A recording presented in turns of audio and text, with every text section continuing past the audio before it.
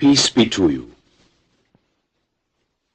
No one is born an atheist, as no one is born a skeptic. That is to say, one who doubts the possibility of ever discovering truth. These attitudes are made, and they are made less by the way one thinks than by the way one lives. If we do not live as we think, we soon begin to think as we live. We suit our philosophy to our actions. That is bad. Let me tell you the story of an atheist in London, England. I used to do considerable work in St. Patrick's Parish in Soho Square in that city. One Sunday morning, I came into the front of the church to read Mass, and I found a young lady standing in front of the communion rail, haranguing the congregation. She was saying to the congregation, "There is no God. There is too much evil in the world.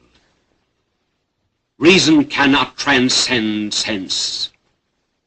It is impossible to conclude to his existence. Every night," she said, "I go out to Hyde Park. I talk against God. I circulate England, Scotland, and Wales with pamphlets denouncing a belief in the existence of God." And on she went. By that time, I was up to the communion rail. I said to her, "Young lady, I'm very happy to hear that you say you believe in the existence of God." She said, "You silly fool, I don't." I said, "I understood you to say just the contrary.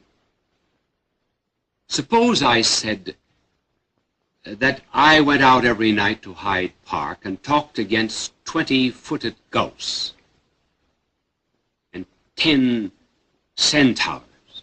Suppose I circulated England, Scotland, and Wales, denouncing a belief in these ghosts and in their centaurs.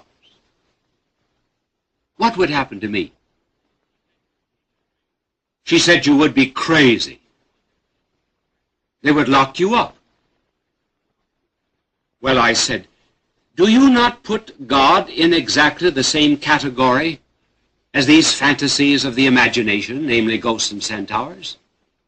Why then would I be crazy attacking ghosts and centaurs, and you are not crazy attacking God?" She said, "I don't know. Why?"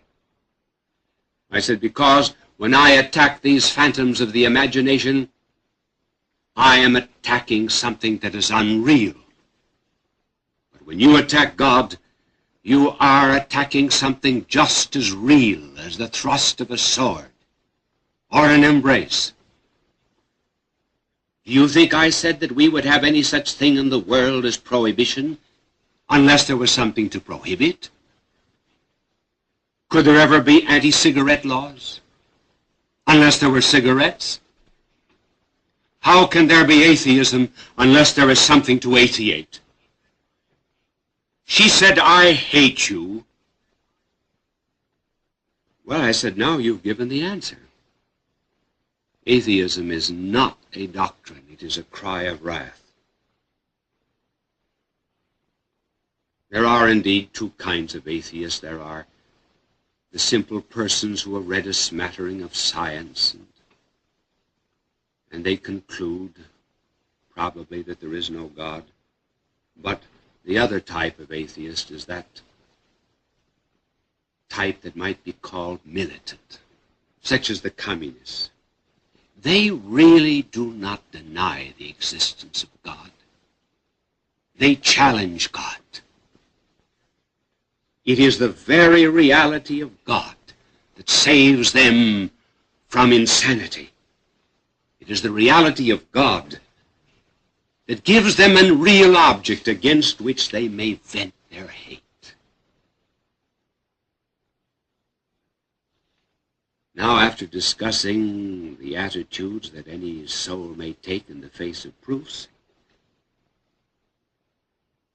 we will investigate the knowledge of God. First of all, how does God know? Well, God does not know the way we know. We know by looking at things. God knows by looking at himself. We can get a faint idea of the way God knows from an architect. Before an architect puts up a building, he can tell you if he is the designer. The size of the building, its dimensions, the location of each room, its height, the number of elevators it will have, and so forth. How does he know all of this before the building is built? Because he is the designer of the becoming of the building. Now, God is a cause, too. But God is not just a cause of the becoming of the universe. He's the cause of the very being of the universe. And just as an architect needs only look into his own mind to understand something of the nature of that which he has designed, as a poet knows his verses in his own mind, so God knows all things by looking at himself. He does not need to wait for you to turn a corner before he knows that you're doing so. He does not see little boys putting their fingers into the cookie jar and conclude they're stealing. Everything is naked and open to the eyes of God. For example, he does not just look down at a debutante at a coming-out party and then be on tender hooks for the next 5 years wondering if she's going to find a man. There is no future in God. There is no past in God. There is only the present. We can get a faint idea what this knowledge is from an example of this kind. Suppose you walked through a cemetery in which you saw a succession of gravestones belonging to the same family. As you walked along slowly, you saw written on the first gravestone the inscription, Ezekiel Hingenbottom, died 1938. Then you walked a little further, and you saw another tombstone reading, Hiram Hingenbottom, died 1903. A few steps more, Nahum Hingenbottom, died in 1883. And then still further on, Reginald Hingenbottom, died in 1861. These tombstones would indicate a succession of events that happened in space and time. But now suppose you flew over that cemetery in a plane. Then you would see all at once. And that is how history must look to one who is outside of time. Another example may make clear the knowledge of God. Imagine you were looking at a motion picture reel. This motion picture reel has the full story or drama unwritten on every single inch of it. Suppose the motion picture reel were conscious. If it were, it would know the whole story. But if you and I were to know the whole story, we would have to wait until that screen, or rather that film, was unrolled upon the screen. We would only know successively what the reel knows all at once. And that is the way it is with the knowledge of God. Now coming a little more closer to that knowledge, because God knows all things and because he is creator, it follows that every single thing in the world was made according to an idea or a pattern existing in the divine mind. Look round about you. You see a bridge, a statue, a painting, a building. Before any of these things began to be, they existed in the mind of the one who designed or planned them. In like manner, there is not a tree, a flower, a bird, an insect in the world that does not in some way correspond to an idea existing in the divine mind. The pattern of them has been wrapped up, as it were, in matter. And what our knowledge does, and what science does, is to unravel and unwrap, as it were, this matter in order to rediscover the ideas of God. And it's because God put his ideas or patterns in things that we are assured of the rationality and purposiveness of the cosmos.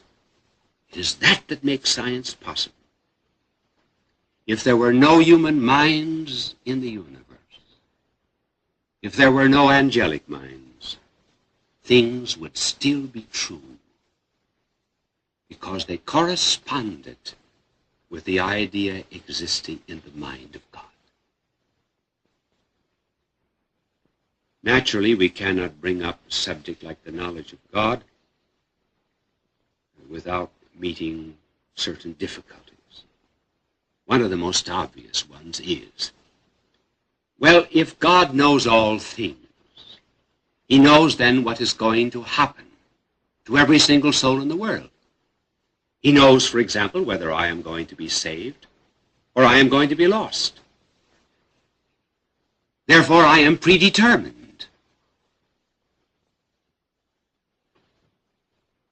Well, that was an argument that was used a few centuries ago, and as a matter of fact, it was part of the philosophy of Eastern peoples.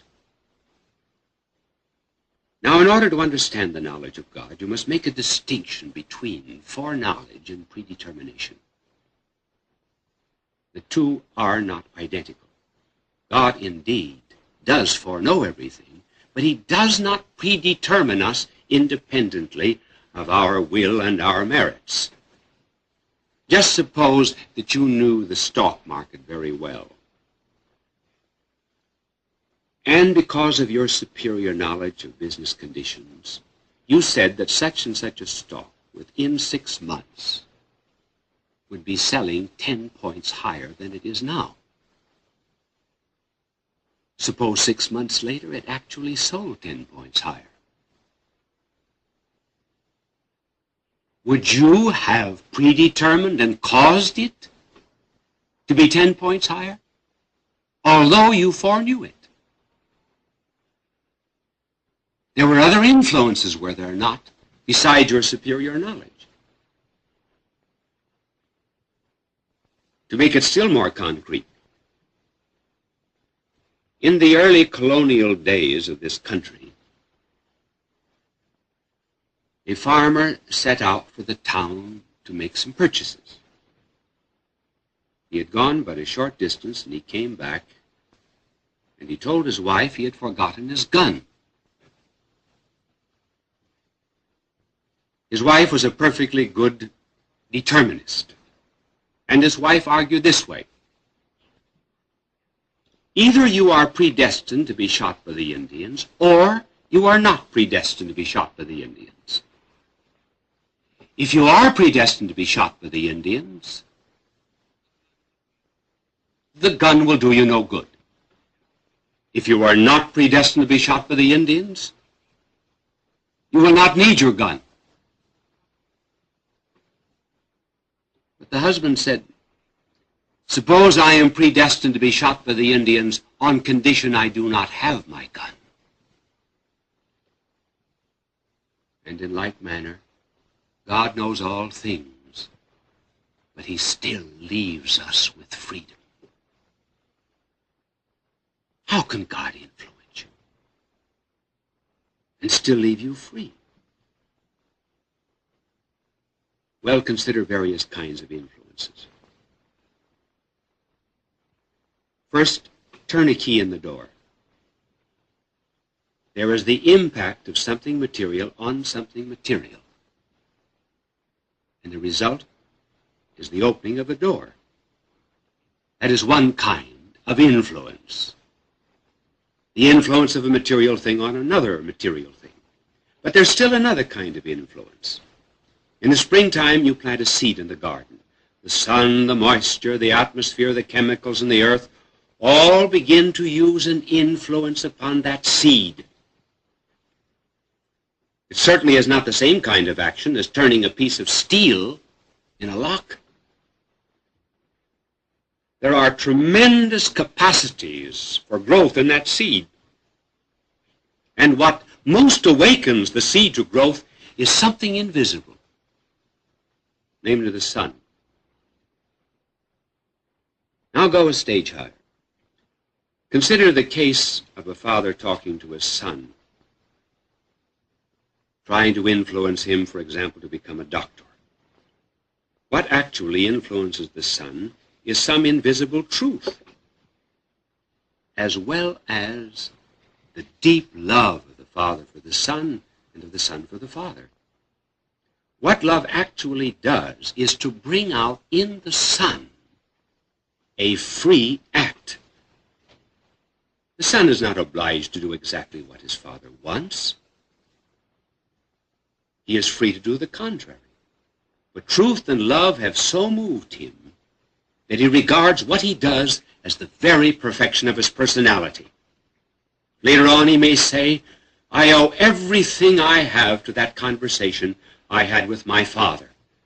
I really began to discover my true self. Now, in some such mysterious way as this, God works upon your soul. He does not work like a key in a lock. He works less visibly than a father on a son, but there are the same mysterious words, I and you. Because God is the very embodiment of love, His love inspires you to be what you were meant to be. A free person in the highest sense of the word. The more you are led by God's love, the more you become yourself. And it is all done without ever losing your freedom. That still leaves another great problem, namely the problem of evil. You may ask, if God is power and love, why does He create this kind of world, and why does He permit evil? We are not going to give here a complete explanation of evil, and a complete explanation of evil cannot be given here below. We will only just give certain indications of why it is possible. Let us begin with the question, why God made this kind of world. We must realize that this is not the only kind of a world that God could have made. He might have made 10,000 other kinds of worlds in which there would be no pain and no struggle and no sacrifice. But this is the best possible kind of world that God could have made for the purpose that He had in mind. Notice the distinction we're making. For example, a little boy says to his father, who is a distinguished architect, I want you to build me a birdhouse. The architect designs a birdhouse. It's not the best house that that skilled father can design, but it may be the very best house that the architect could design for the purpose that he had in mind, namely, to build a house for sparrows. Now that brings us to this other question. What purpose now did God have in mind in making this world? The answer is that God intended to build a moral universe. He willed from all eternity to build a stage on which characters would emerge. He might have made a world without morality, without virtue, without character. He might have made a world in which each and every one of us would have sprouted goodness with the same necessity, for example, that the sun rises in the east and sets in the west.